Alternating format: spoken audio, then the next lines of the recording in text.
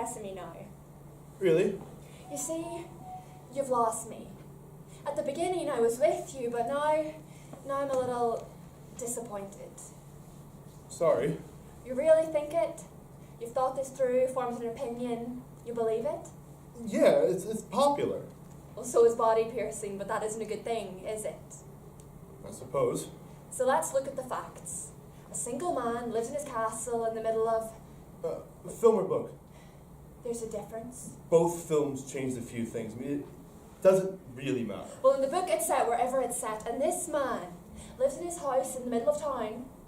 He lives with dwarfs. Nothing wrong with that, but they're orange. Orange dwarfs with green hair. And there's only 20 of them making the world's supply of chocolate. Yes, none of this is meant to be realistic. But why the green hair? Why make them orange? Why make them dwarfs in the first place?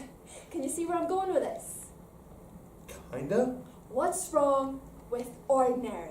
I don't know, it's for kids. I mean, ordinary's boring, maybe? Which is my original point about these children's writers. As if a little boy who shares a giant bed with his grandparents, 4 of them, as if he had ever in the real world win this extraordinary chocolate empire. Yeah.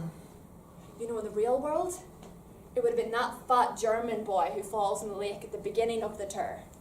In the real world, he's the winner. I think I need to... This is how it really ends.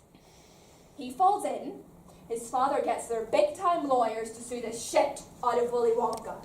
They look into his shady past, his very dodgy personal life with those orange midgets. He's dragged through the tabloids with pedophilia ringing in his ears. Willy Wonka is done. He is no more.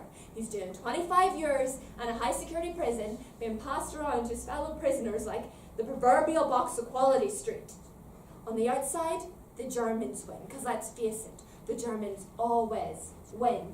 That fat German kid. His name is Augustus. Right, Augustus. Well, he inherits everything as part of his settlement. He gets it all.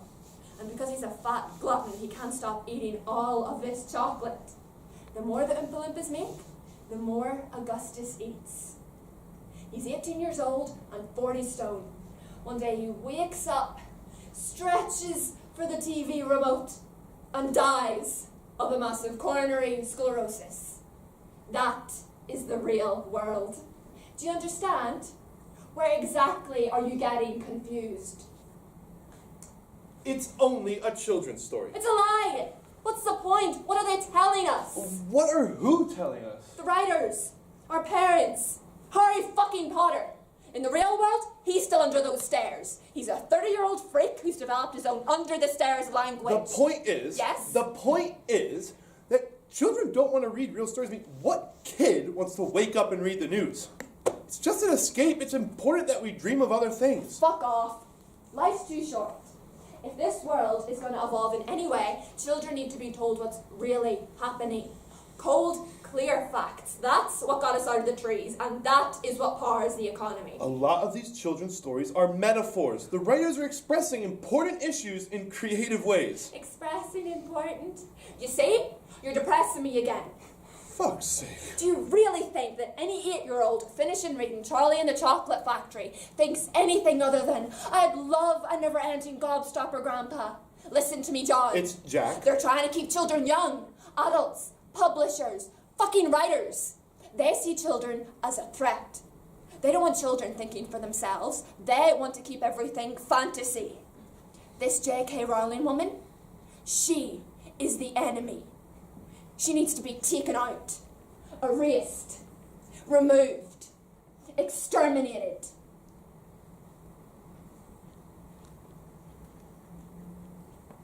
So, that's what you're doing in a Harry Potter chat room, trying to drum up support for an assassination attempt on J.K. Rowling. Well, are you interested?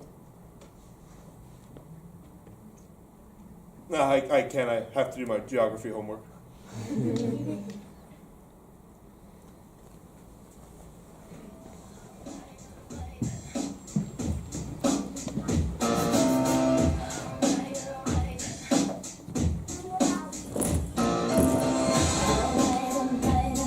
How was I supposed to know?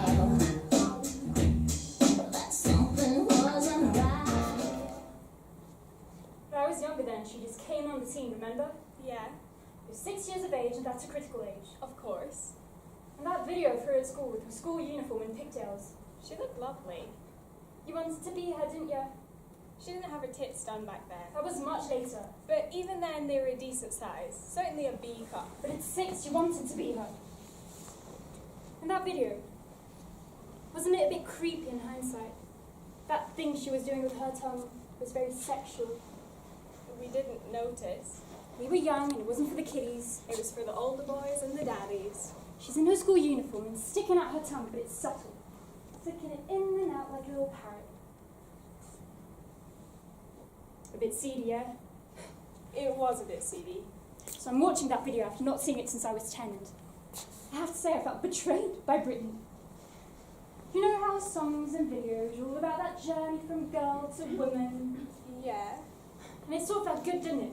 Like Britney Spears was part of your puberty. Oh, She felt like a spokeswoman. definitely. But as I watched Hit Me Baby One More Time and all that sexual stuff with her tongue and just how cropped that crop top was. Did she have her belly button pierced then? Probably. Sorry, go on. I got really angry over that betrayal. It's no longer Britney who's talking to us, but some pervert record producer. He's got this plan, this vision of turning every 10-year-old girl in the Western world into some tongue-flicking, crop-top, belly button pierced tetras. Have you got your belly button pierced? Yeah, of course. Did it hurt? It's not as bad as you hear. But anyway, Britney, Yeah, Britney. don't you think that a lot of young girls began to feel that betrayal? It's possible. Both of us did. And maybe that's why her career died a slow death. She lied to us. You don't think it has to do with her music being shit? A little bit. But I would really like to think that girls realised that they were being manipulated, that they made a stand against it. They made a stand against that pervert record producer. Do you know what the sad thing is? Britney got burnt. She was thick. She made her money, I suppose. She lost our respect. She's got a few houses, nice clothes, new breasts. But if I met her tomorrow, Like on a bus. or Tesco, Or or Topshop. Primark, Debenhams, maybe. if I met Britney Spears tomorrow, I would gently pull her to one side, place my arm around her shoulder like I'm going to hug her, move my face towards her like I'm going to kiss her, and whisper in her ear, Britney Spears, you stole my childhood soul. Oh, that is cold. You stole my childhood soul. Then I'd smash her in the face. And what would Britney say? Hit me, baby, one more time. Of course. Her day of judgment will come when some teenage girl will stop her outside Pride and say, Britney Spears, you stole my childhood soul, bitch. I better go. It's been very nice talking to you, whoever you are. Can we talk some more? I had an argument with my bitch mother and I'm feeling terrible. Okay, so what do you want to talk about? Murder.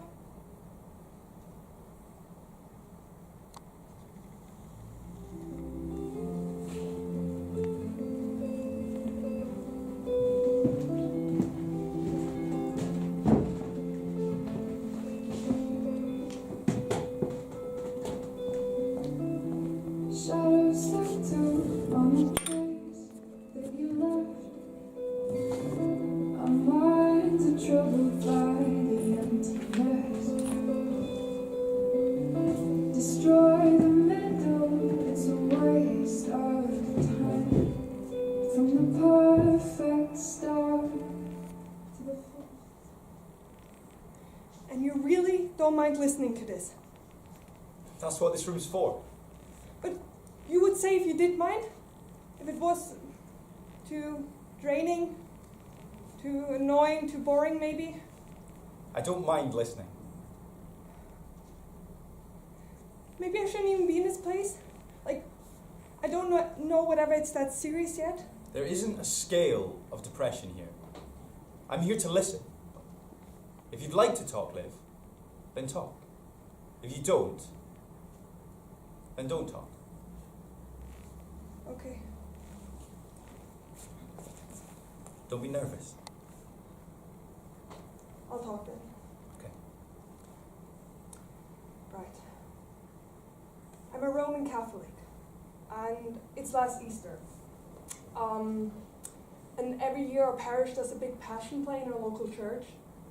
My mother's very active in the church. She's the Virgin Mary. Which would make you Jesus Christ. In the passion play, she's the Virgin Mary. I understand. And my whole family gets involved. I've got 3 older brothers and the Roman soldiers. Last year my brother Derek went too heavy on Jesus and actually popped his knee right open. It was a mess. But anyway, this year my mother comes into my bedroom with her terrific news, and she's building it up like she's going to tell me that I'm going to get a stab at playing villager number 2. Until she tells me they want me to play Mary Magdalene. Well, it's not a bad role. So we do a few rehearsals with my mother as the Virgin Mary. And I have to get emotional when Jesus is dying on the cross and he says to Mary, "Woman, behold your son," while looking over at me. So I have to break down at this point because, well, basically I know Jesus is just about to croak it, but I'm getting very nervous because basically I'm a terrible actor and I'm all blocked up. Emotionally blocked. Exactly. Right. So I tell my mother I want to drop out of the play. And I say it quiet so the others can't hear it. But she starts shouting at me and saying how typical it was. And did I have a backbone? And why was I such a coward? And why was I more like my older brothers and all this shit? And then she tells me I'm just like my dad. What would I know? I haven't seen my dad since I was 6. But she starts yelling, "You're just like your dad, Olivia. Just like your dad, walking out on things, walking out on me, gutless." I mean, I hated her just then. Why did she have to bring up my dad in front of all those people like that? Why? Anyway, it's the night of the performance, and I'm kneeling and looking up at Jesus. He's into amateur dramatics in a big way. Like, I actually saw him in the Christmas panto last year playing the Dame, and I swear to God, he was hilarious. But as Jesus Christ, he was even better. Obviously, not in a hilarious way, but... Yeah, yes, I understand. So next line to me and my mother is coming. And I'm still really furious with her from the night before. "Woman, behold your son." At first I wasn't sure if it was this great delivery or just thinking about my mother being my mother, but I started to cry. I'm crying really hard and people are thinking this is wonderful. I completely upstaged Nick's crucifixion and suddenly the night's about Mary Magdalene and whatever she's going to make it and if she will have the strength to carry on. It's after the performance. And my mother's having a lemonade in the sacristy. I'm out of my robes and looking over at her. And I realized why I was crying back then. I was crying because I know my mother doesn't like me. I really remind her of the man she hates. The man who left us when I was 6. But maybe I should just walk away too. Where to? Where do I go?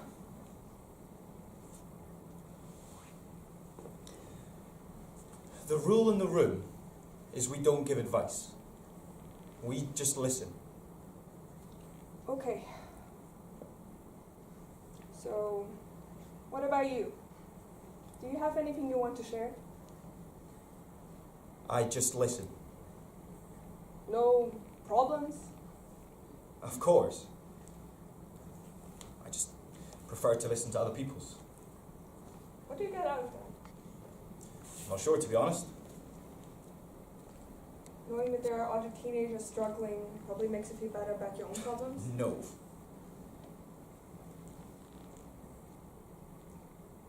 It's strange places, aren't they?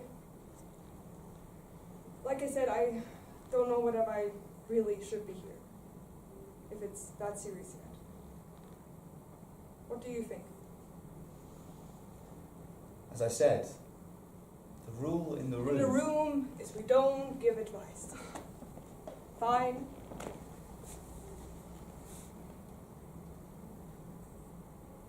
Have you been to many suicide chatrooms?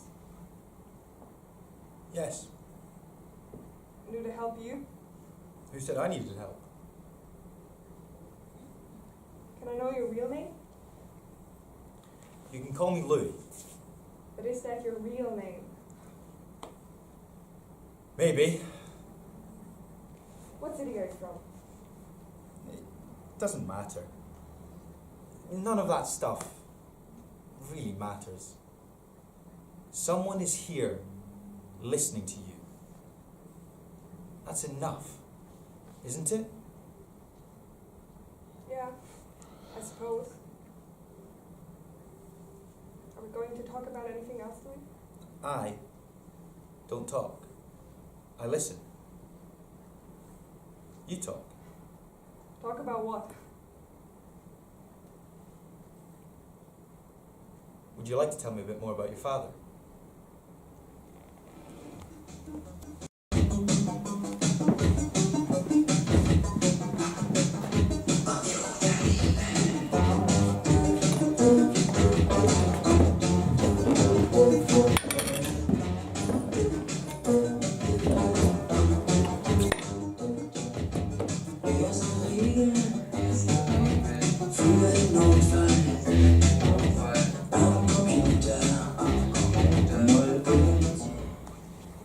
We need to set rules. Why? We don't use our real names, don't say what schools we're from. Just leave out the details. It gives us more freedom. Keeps it impersonal. I'll use William. I'll be Eva. I always use Jack. Mia. How do we know who you say you are? How do we know you're not two frustrated housewives trying to take advantage of two innocent altar boys? Are you altar boys? Are you desperate housewives? No.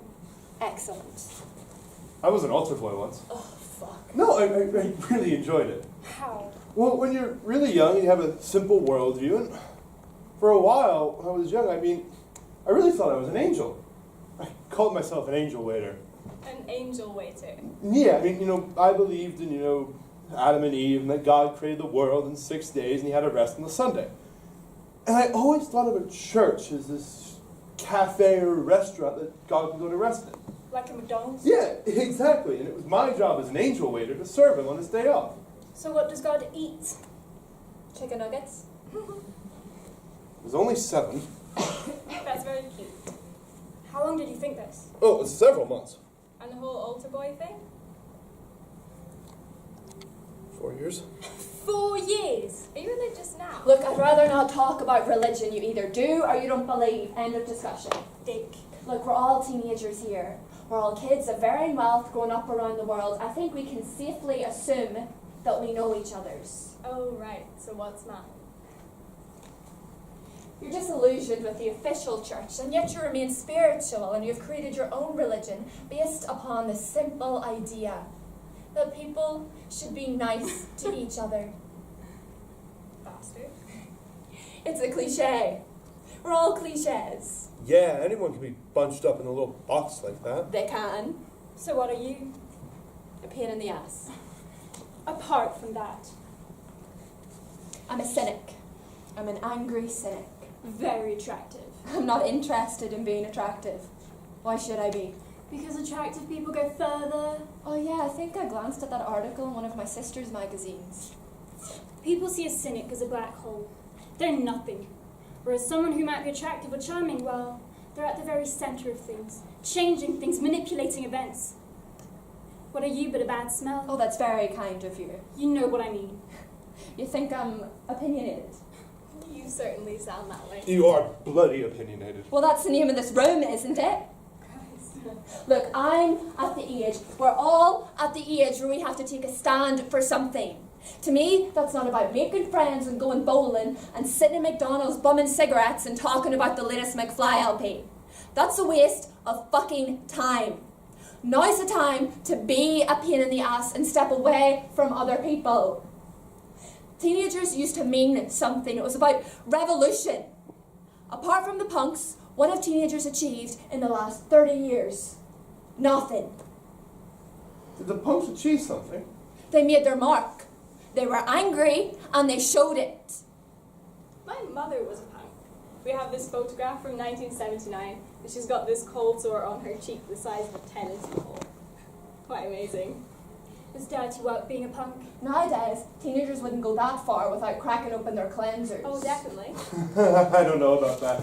I mean, last year for several months, I cultivated this boil on the back of my neck, and my mother took me to the GP and was gutted when he said he wouldn't lance it. Aww. But he gave me this little black plaster thing. It had a little hole in it. He'd put it on top, and it was supposed to kind of draw the pus out through this hole. And one day I was sitting watching TV with my dad and my brother, and from the back of my neck I heard this.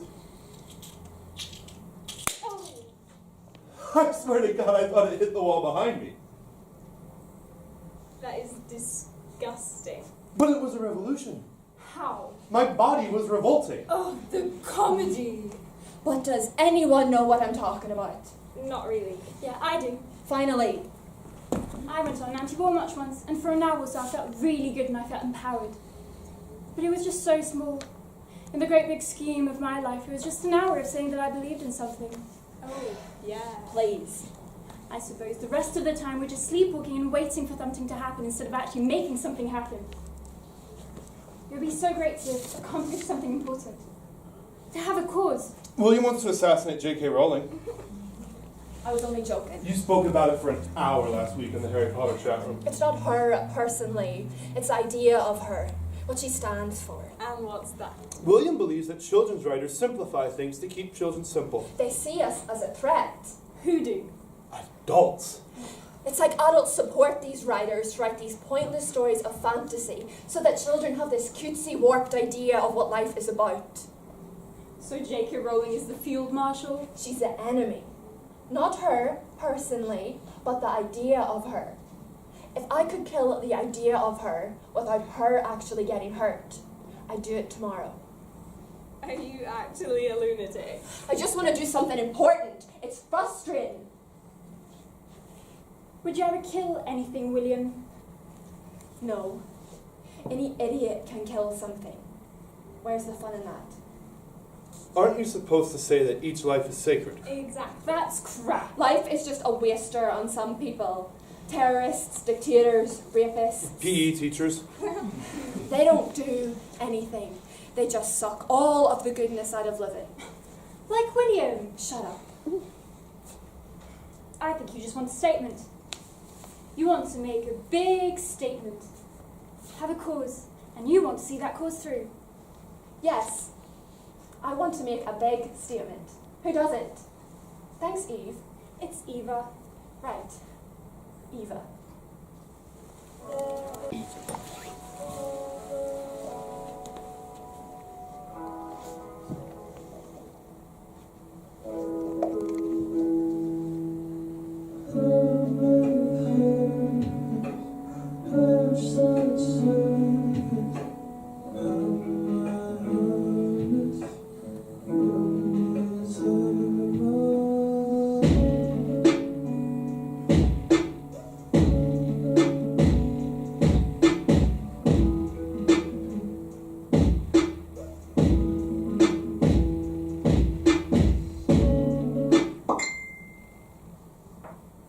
Is there anyone there?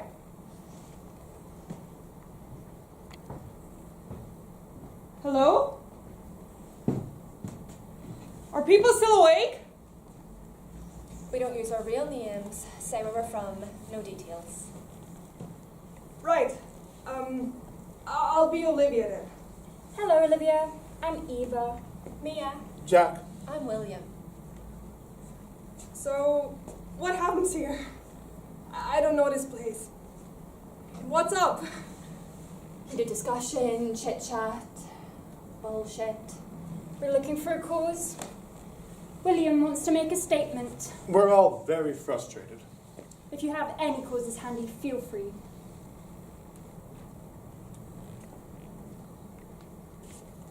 Can we talk about our problems here? Oh, God, please.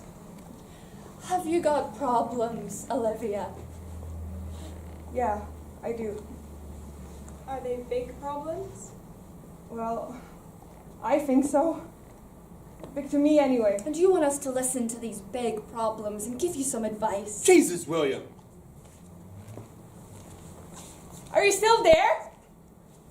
Look, I'll go to another room if you want to.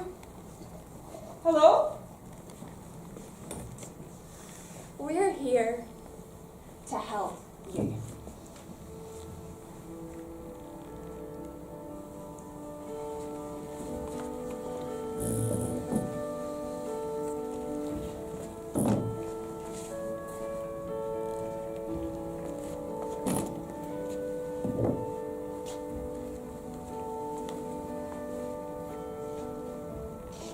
I've been bullied all the way through primary and now in secondary school. I'm quite skinny and, well, a bit funny looking, I guess, so it comes with the territory. You'd expect it. But I've got bigger problems. Deeper problems that I can't really explain. And that's tricky. And lately I've started to feel like, what's the point? What's the point in everything? But not in a moaning teenager kind of way. Your depression isn't pretension. How do you mean? You're genuinely depressed. 100% genuine. Like, I'm not one of those people who keeps an altar to Kurt Cobain or anything. I actually can't stand Nirvana. I don't need their music to fuel my depression. I can happily do it all by myself. Obviously not happily. Yeah, happily is the wrong word, but you know what I mean. What does depression feel like? Oh, it feels great. What do you think? No, I know it's crap. Like, just want to know what it feels like to Olivia. Well, Olivia. It's like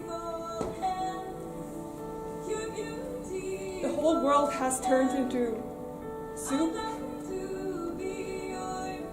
Like everything has the consistency of soup. And your heart and your insides, they sort of ache. And it's like you're clogged up with about 5 sliced loaves of bread. It's exactly like that. Depression's like bread and soup. Shut up, Jack. I'm just repeating what she said. The food comparison probably doesn't work. Schizophrenics often say they feel like a mixed salad.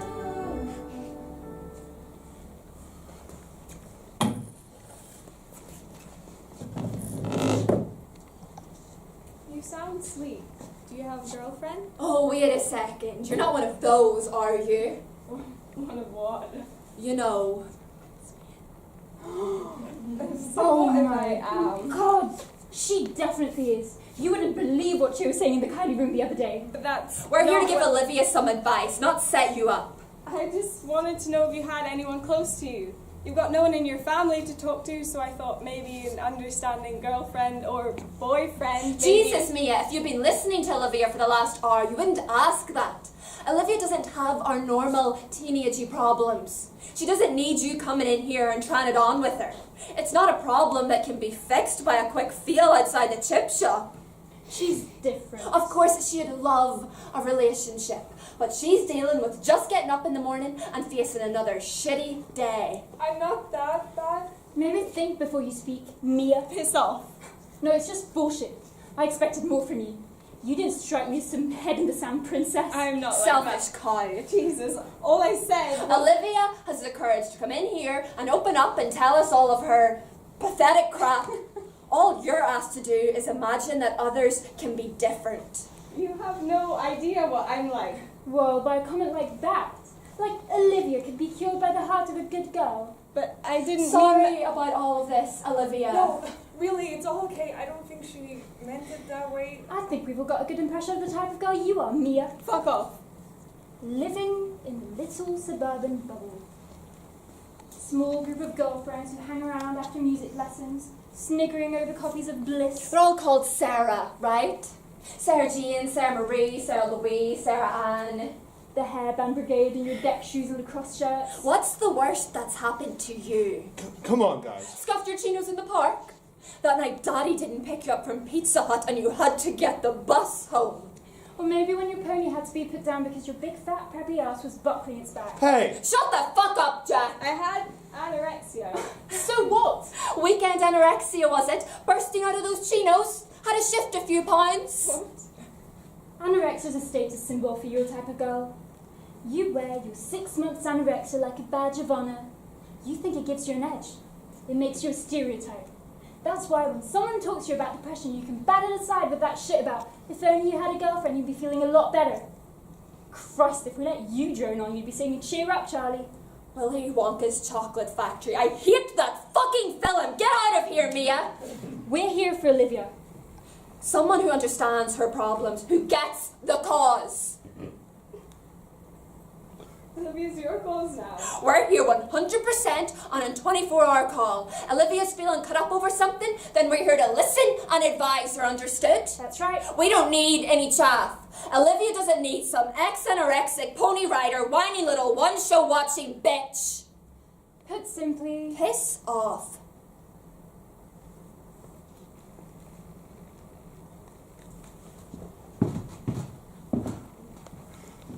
is she gone? Hardly matters. I thought we were supposed to be friends. Selfish cow. Maybe she didn't mean what you think. There's no need to defend her, Olivia. She's not needed. Anorexia is terrible. You shouldn't have said those things. Forget about her, she's debris. We're here for Olivia. What about you, Jack? Yeah, I suppose. A wonderful vote of confidence. Maybe a bit more conviction, funny man. No offense, Olivia, but we're your age. Don't you think you should be getting advice from a doctor, maybe? Well, I was actually thinking... Christ, Jack! That's so fucking cruel. Don't you get it? Olivia doesn't have anyone else. We're it. Well, all I meant was that I thought she should... Jack, can we step into Kelly's chat room? I want to talk to you in private. Okay.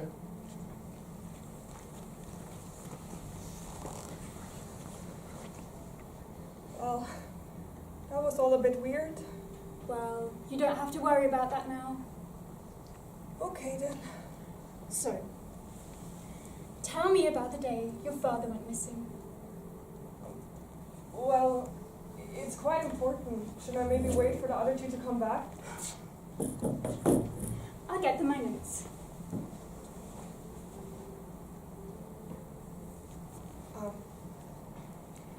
I'm 6 years old, and my brothers are going away with my mother for the weekend. A treat for something or else. My dad's staying behind. My mother says that he's to look after me. There will be a chance for us to bond. So they're gone, and me and Dad are sitting at the kitchen table,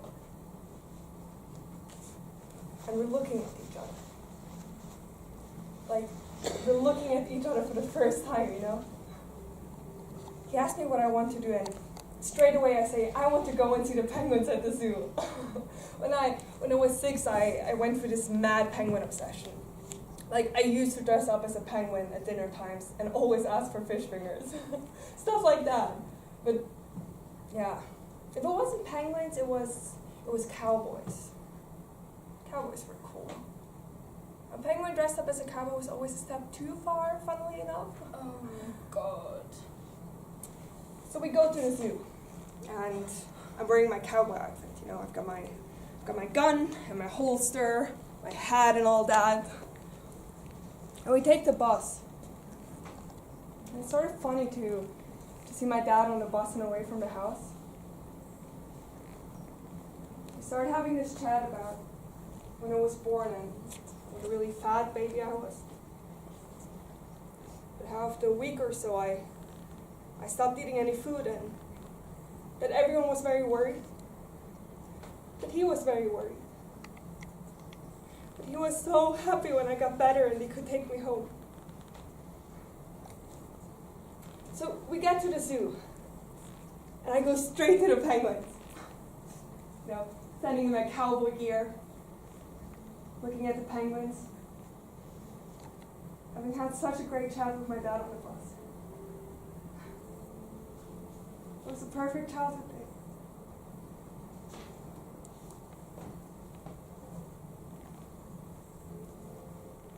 He's gone.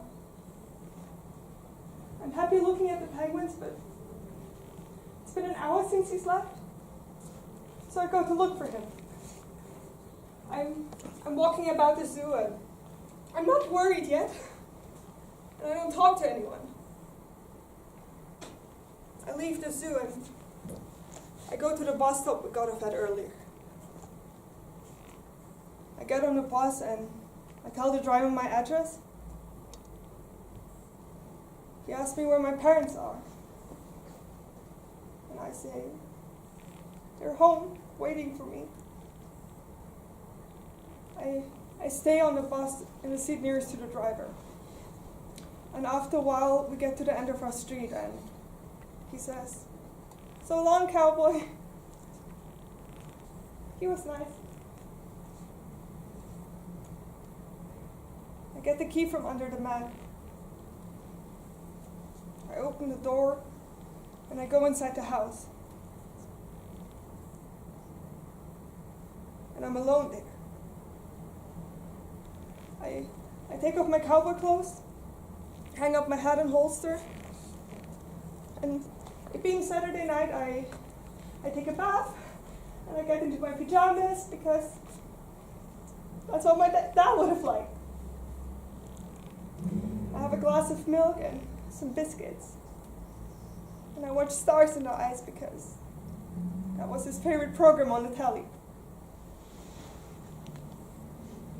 It's getting dark outside and I start to get worried. The house is feeling too big, so I get my quilt and I take it into the bathroom and I lock the bathroom door. And it feels better with the door locked. So I just stay there. And he's not coming back. He's never coming back. I stayed there for 2 days. It'll be a laugh. Right now, we're all she has. We're there for her 24/7. It'll be a blast. I mean, Eva gets it. Why can't you? She's our cause. Let's let her talk. Mess her up a bit, see how far she'll go. Are you there, Jack? Are you with the cause, Jack? Oh, Jack. What's next?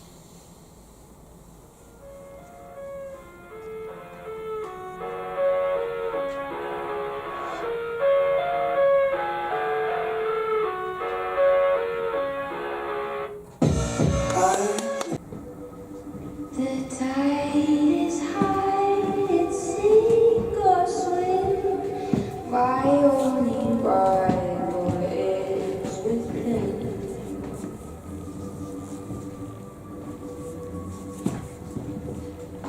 Giants coming round the bend.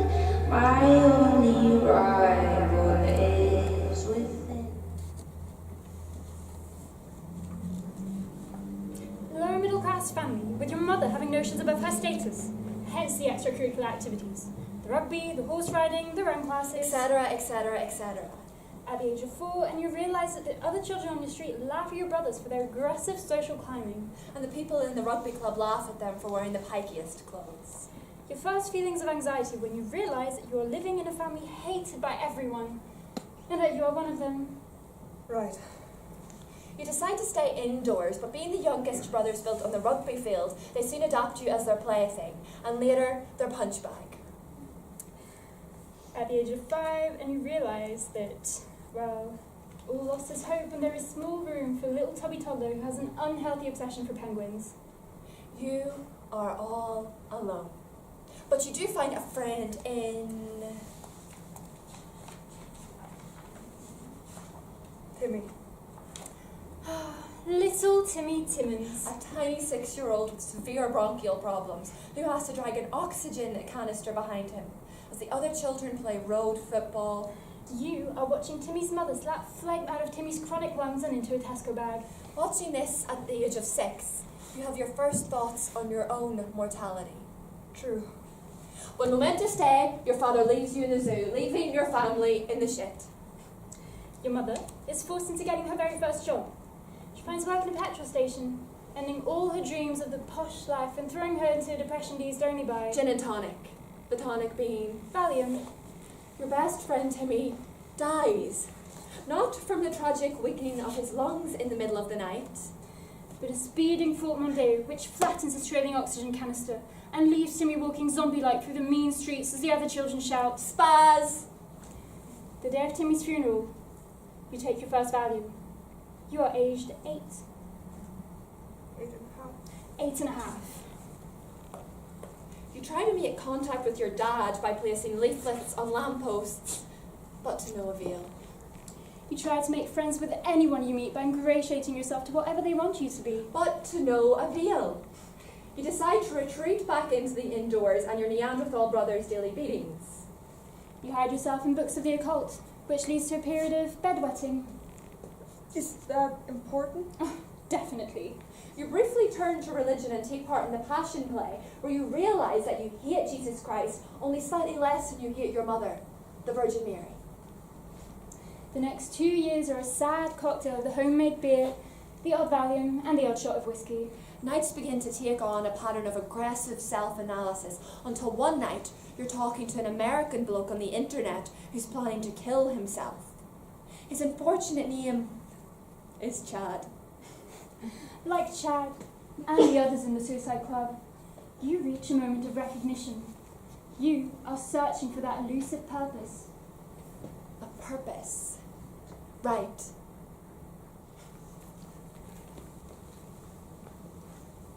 Purpose. Fuck. 15 years. So depressing. If it wasn't such a tragic life, it would make a very funny musical. You know, I don't think you've ever been given a chance. For some reason, you're always the one who gets burnt. Why me? You can't take responsibility for what other people have done to you or what other people think of you, Olivia. The reasons why people have done those things isn't something you have control over. Why me is a pointless question. Stupid, even. Right, sorry. What are you feeling right now? In this moment? That's all that matters. Concentrate on that. But try and think more positive. Shut up, Jack! No, fuck it, guys. All this talk. Jack! No, this is just bullshit. You're just highlighting all the shit that's happened to Olivia. Olivia, listen to me. Things have been hard for you. Look, I can see that. You don't care about Olivia. Yes, I care. Why don't you tell her what you said to us earlier? What are you talking about? Be honest with her. Tell her. Tell her, Jack. What did you say, Jack? I told him about your dad and how he left you when you were a child. And Jack started laughing. What? From the outset, Jack's been saying that you sounded like a spoiled little twat who needed a kick in the ass. You said that, Jack. No! He can't be trusted, Olivia. He's one of these hard-working lower-class types, apple of his mother's eye. He makes himself out to be everybody's friend. He's a backstabbing bastard. Fuck off. Nothing worse than someone ashamed of their background, is there, William? Jesus. Sitting around the dinner table, looking at the dumb faces and cringing at stupid chit-chat of family life. Can't you see him? The little lord stuck in his bedroom and dreaming of an escape. He thinks that way about his own family. Then friends must mean shit. He has no friends. It's all virtual with Jack. Kind of people seeing him for what he really is. What does Olivia mean to the superior Jack? I wonder. A gutless, gibbering child. Some middle-class quack. A spoilt imbecile. One of life's morons. Olivia, please. Shut up, Jack! But this is just... Jack, you worthless piece of shit! Why don't you take your snobby, elitist backside and just fuck off back downstairs to an evening of Pringles and Sky One? Too good. Fuck this!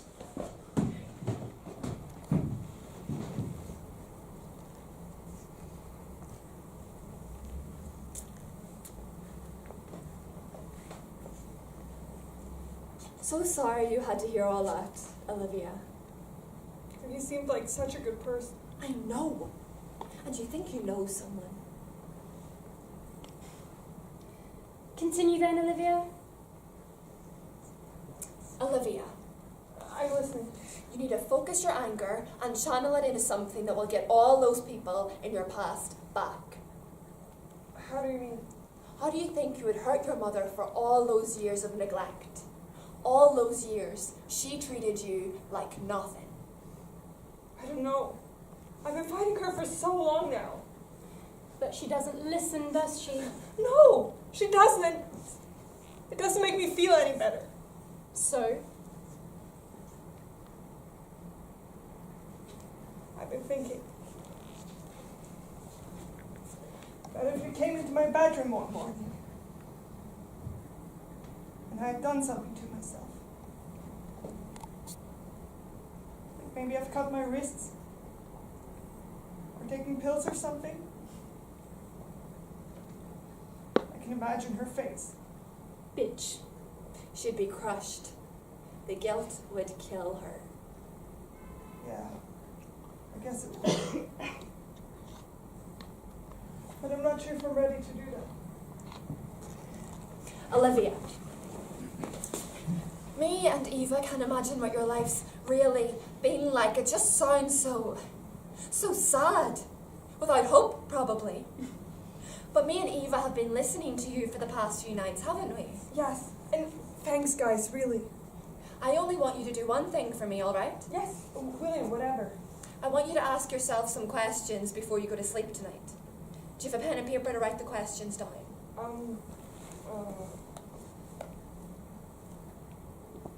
Yeah, go on. Why is it people treat me like I'm nothing? If no one cares about my life, why should I care? Who would miss me if I was gone?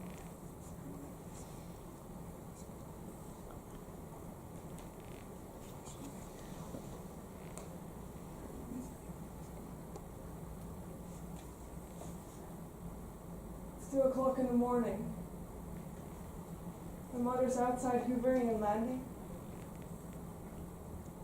Tonight, my free idiot brothers called me a freak for not wanting brown sauce on my quiche. I better go. Thanks, guys. Sweet dreams. She's ours.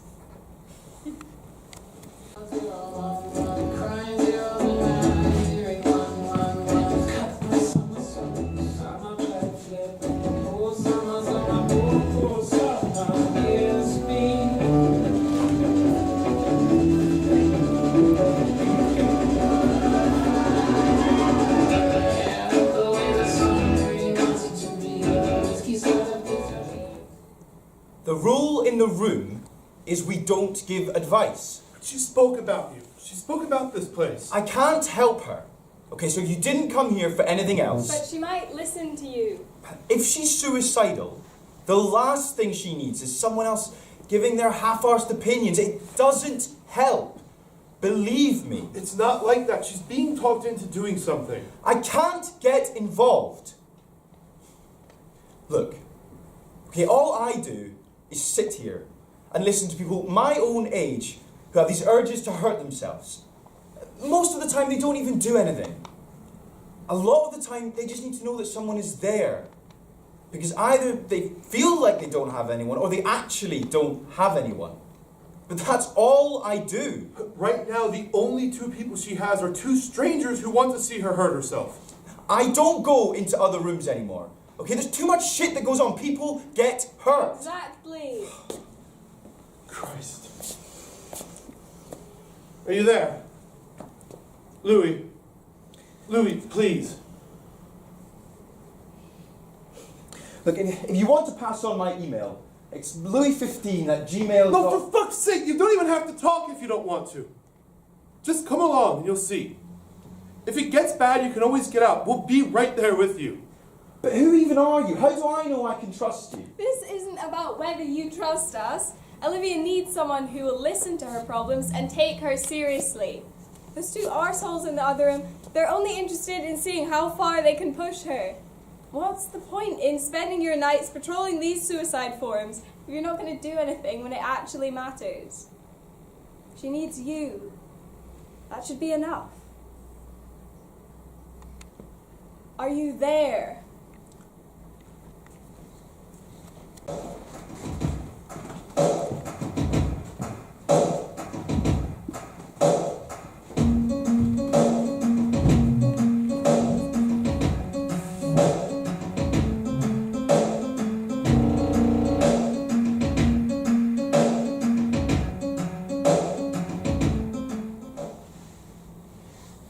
As little babies, you can't do anything wrong, can you, William?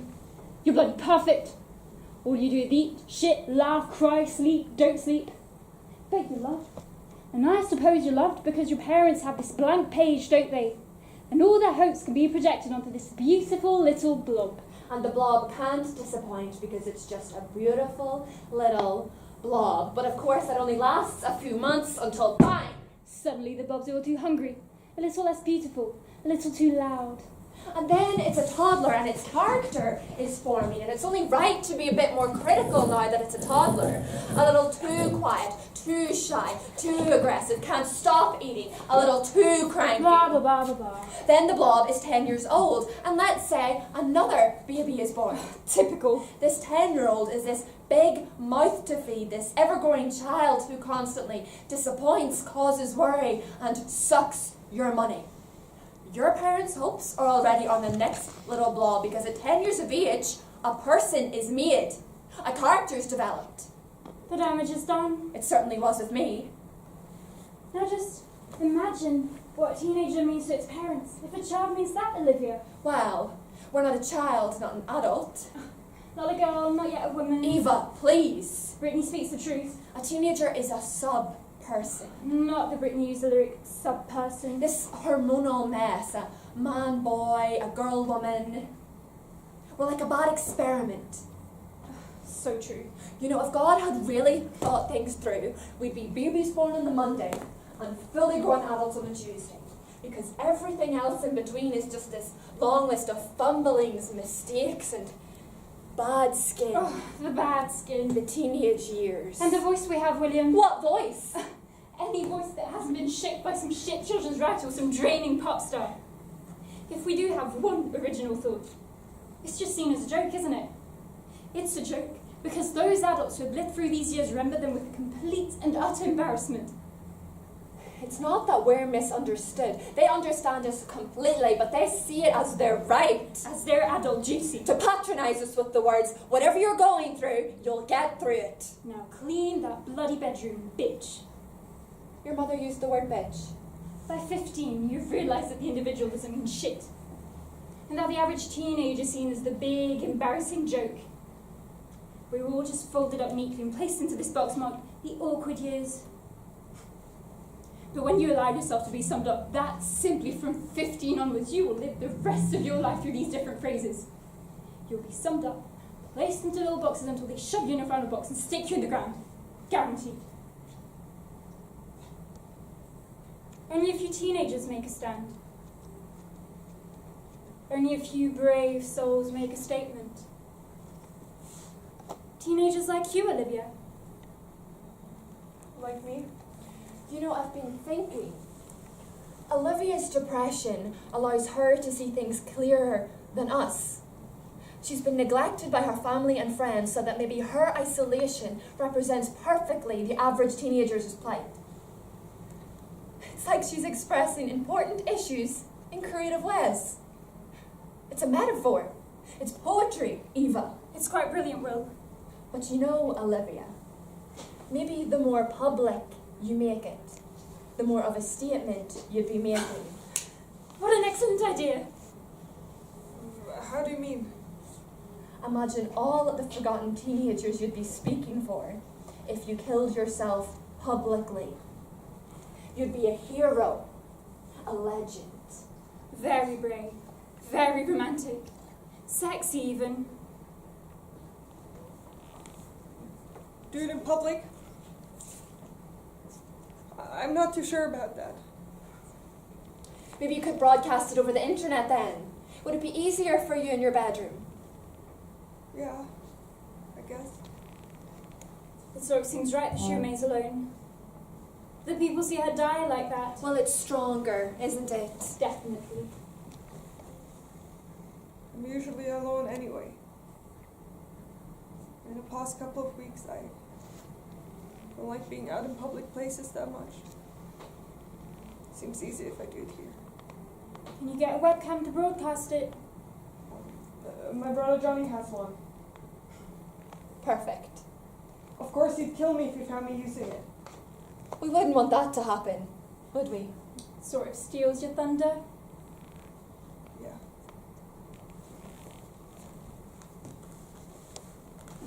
Olivia, this is Lou. And who are you? He's coming with us. I've spoken with Olivia before, okay? We know each other. You're a friend of hers. Why exactly are you harassing her like this? We're here for Olivia. Do you know what state she's in? I know she's not feeling very well. Excuse me? She doesn't feel like herself. She's lonely. She feels detached. She's suicidal.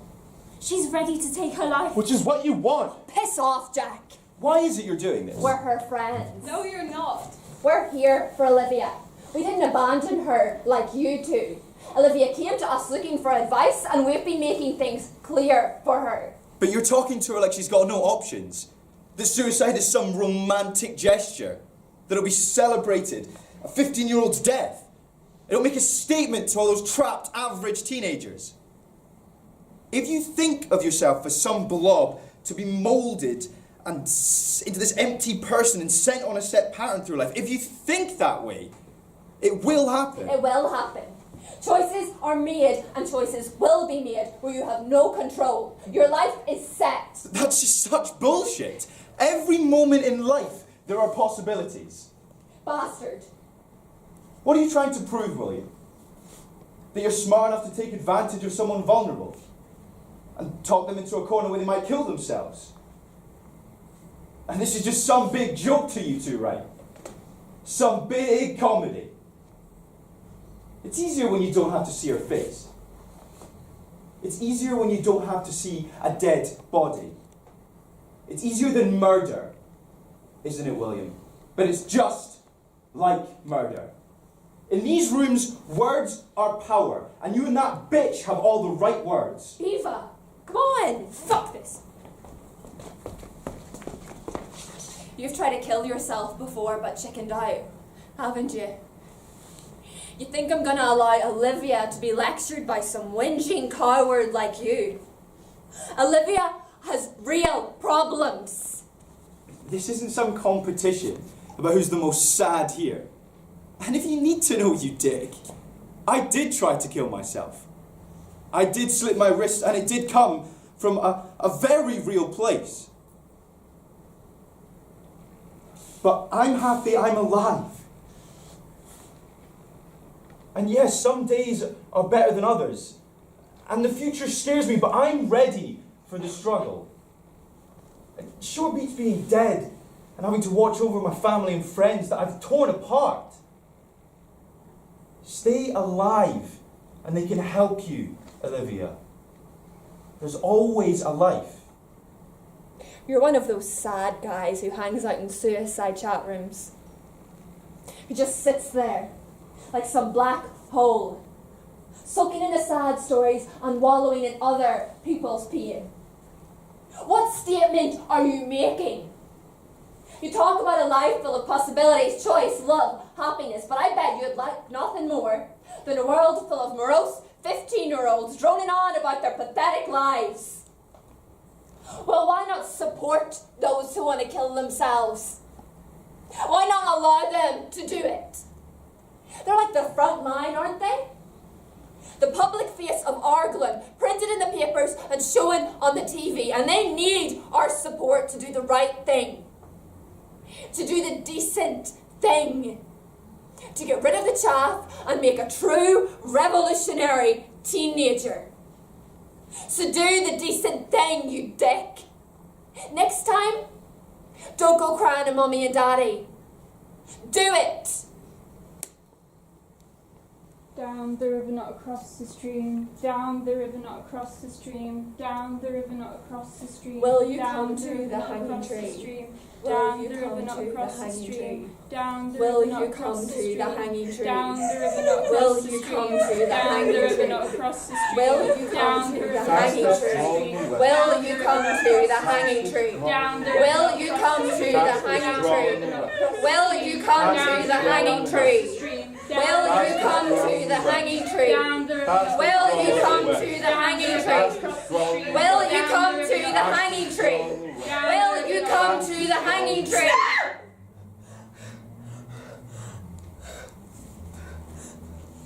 I'm 15, and my life is mine to do it as I please.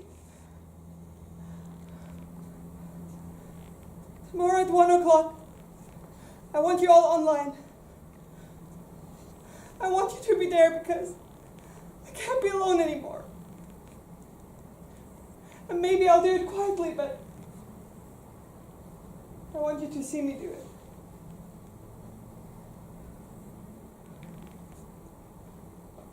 Olivia, I'm still here to talk. You know, I don't think I can listen to any more talking. Let's finish this.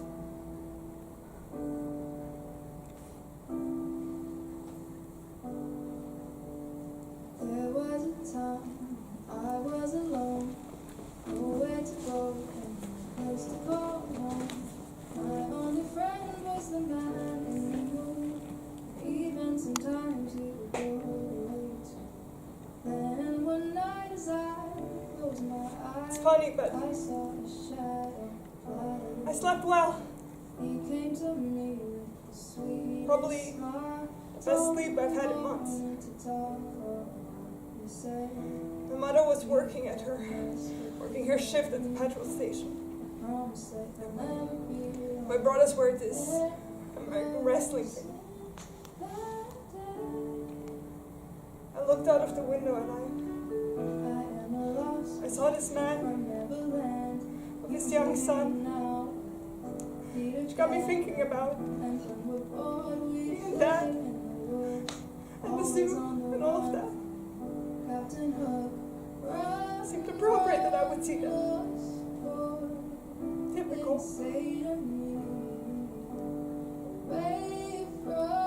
I started thinking about all of those thousands of teenagers who kill themselves every year.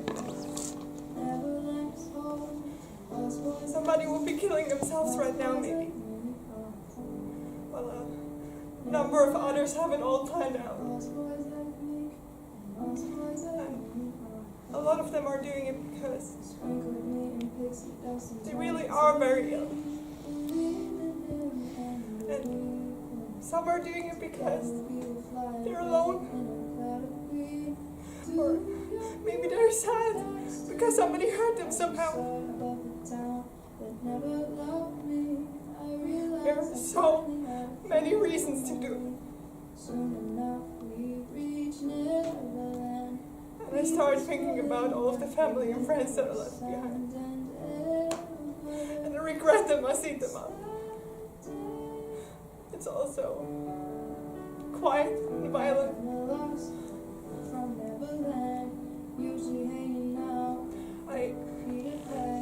I imagined all of the ghosts of the dead teenagers looking at me. And what are they thinking? What would they tell me?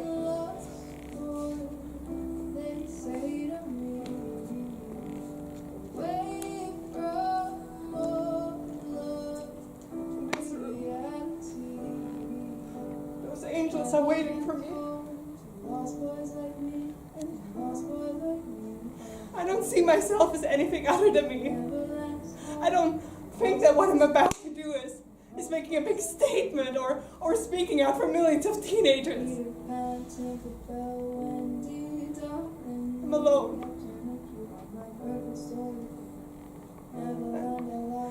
There's no question about it, but I've been very sad about things. And I'm probably just like thousands of teenagers who get depressed.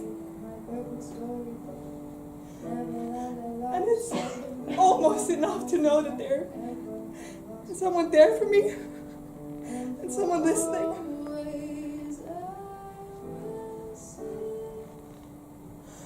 But I had to do something for me. I had to grow fast when my dad left. And it's as simple as that. And something that simple can mess you up for a long time. And I really miss my dad. And I can't understand why he's gone. And when you're 6 and looking at cowboys and you shouldn't be made to grow up that fast. But I was. And I tore myself up over it for years and tried to find answers. But honestly, what can a child do?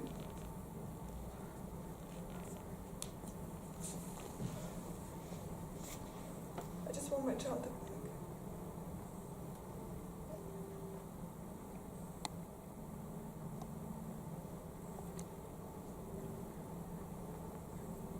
How are you feeling? A little better. What about you? Fine. Good. Are we going to talk about something? What would you like to talk about?